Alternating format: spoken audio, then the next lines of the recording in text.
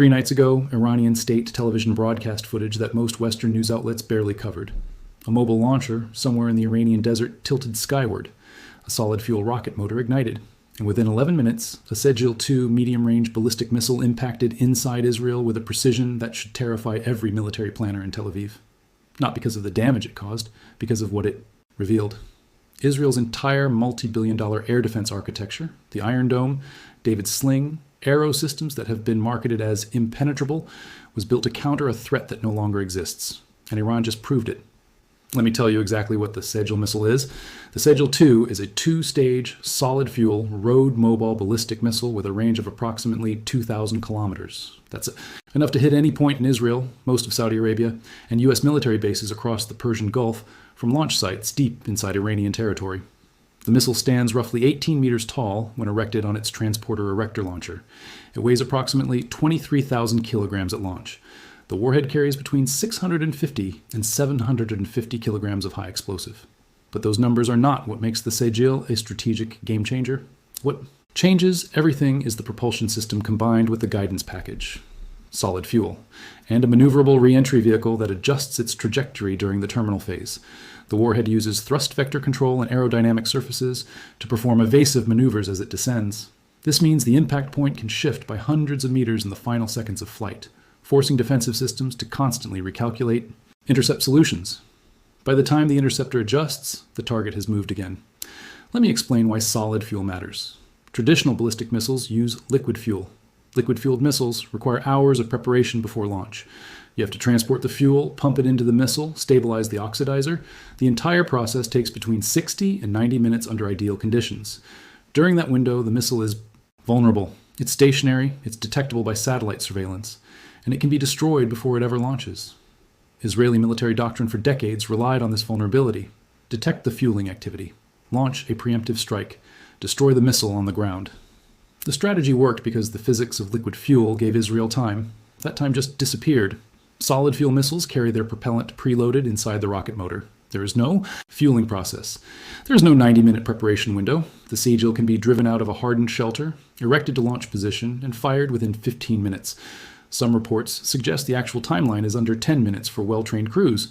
Israeli intelligence can detect unusual activity, but by the time satellite imagery is analyzed, strike packages authorized, and aircraft vectored toward the target, the missile is already in the air. You cannot preempt what you cannot catch. Here's the number that should make every Israeli Air Force planner physically ill. Israel's early warning systems were designed to provide approximately 20 to 30 minutes of warning before a ballistic missile launch. That warning time assumes liquid fuel preparation is detected. Against solid fuel missiles, the warning time collapses to between 4 and 7 minutes from launch to impact for targets in central Israel. 4 to 7 minutes. That's the time Israel has to detect the launch, classify the threat, calculate the intercept solution, launch defensive missiles, and achieve kinetic kill. And that timeline assumes everything works perfectly. No communication delays, no system failures, no human error. Real war does not provide perfect conditions.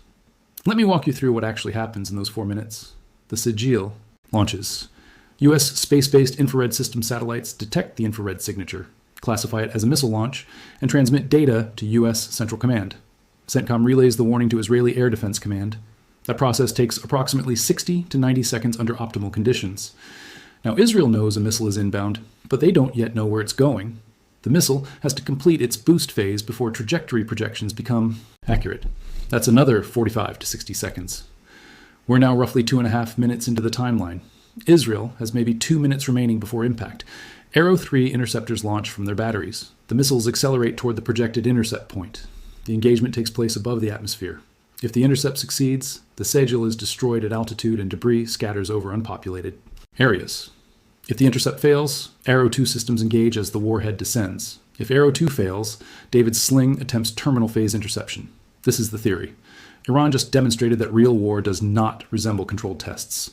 3 nights ago, Israeli defenses engaged the incoming Sejjil. Multiple Arrow interceptors launched. Footage verified by independent analysts shows at least 3 separate intercept attempts. The missile kept coming. It maneuvered during its descent phase, performing evasive actions that forced Israeli systems to recalculate intercept solutions in real time. And then it hit. The impact occurred in an unpopulated area northwest of Jerusalem. The warhead detonated on a hillside. No casualties. Minimal damage. Iran likely programmed the impact point deliberately to demonstrate capability without triggering an overwhelming Israeli response. But the operational message is clear. We can hit you. Your defenses cannot reliably stop us. And you cannot stop us from launching because you cannot find us in time.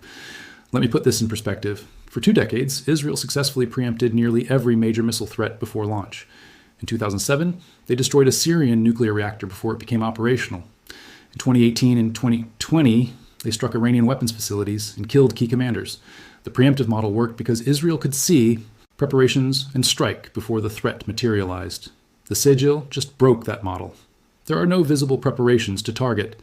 The missile goes from concealment to launch in minutes. Israel's doctrine of preemption just hit a wall it cannot climb over. Let's talk about why Israel cannot find the launchers. The Sejjil launches from a TL, a large 8-wheeled vehicle that looks like a commercial truck carrying an oversized cargo container. When the missile is in transport configuration, the TEL is nearly indistinguishable from civilian heavy transport vehicles on satellite imagery. Iran has an estimated 50 to 100 of these TELs dispersed across the country, hidden in hardened shelters, stored in underground facilities, and moved regularly to prevent intelligence collection. Israeli satellites pass over Iran multiple times per day, but satellites follow predictable orbits. Iranian military planners know exactly when Israeli reconnaissance satellites are overhead. They time TL movements to occur between satellite passes. Iran is a country of 1.6 million square kilometers, roughly 10 times the size of Israel. Finding 50 mobile launchers dispersed across that area is not a needle in a haystack. It's 50 needles in 50 haystacks where the haystacks keep moving. Here is what this means strategically. Israel built its entire defensive posture on the assumption that they could preemptively destroy Iranian missiles on the ground before launch. This assumption was valid when Iran operated liquid fuel missiles that required hours of preparation. It is no longer valid. The Sejjil eliminates the preparation window. Israel cannot preempt what it cannot find, and it cannot find mobile launchers that move between satellite passes and launch within 10 minutes. Subscribe to this channel because what I'm about to tell you next is the analysis mainstream media refuses to connect. They'll show you footage of successful interceptions and declare the defense worked. They won't show you the mathematics of why this defensive posture is collapsing. Let me give you the numbers that explain why Israel's current defensive strategy is unsustainable. An Arrow 3 interceptor costs approximately $2.5 to $3 million per missile. Arrow 2 interceptors cost roughly $1 million each. David's Sling interceptors cost approximately $1 million. Thus, against a $500,000 Sejjil missile, Israel is forced to launch multiple interceptors per incoming threat. If Israel fires 3 interceptors per Sejjil, as observed in the recent engagement, that's between $3.5 and $9 million in defensive costs versus $500,000 in offensive costs. A 7-to-1 cost disadvantage, minimum. Now run that math across a sustained campaign. If Iran launches just 5 Sejjil missiles per day for 30 days, that's 150 missiles total, costing Iran roughly $75 million. Israel would need to fire 450 interceptors to maintain triple redundancy, costing between $525 million and $1.35 billion.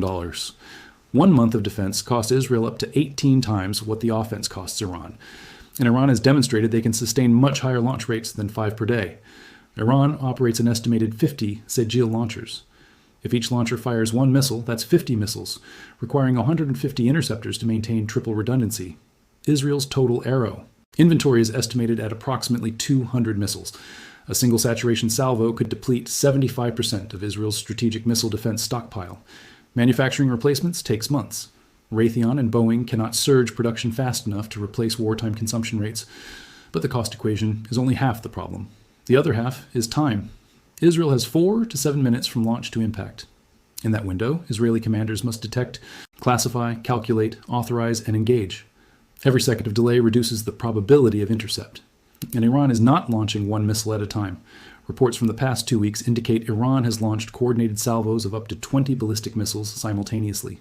20 Sejjil missiles launching from dispersed locations within a 10-minute window creates 20 separate intercept problems.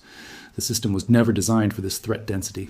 Now, layer in the other dimension of Iran's strategy. They are combining ballistic missile salvos with drone swarms.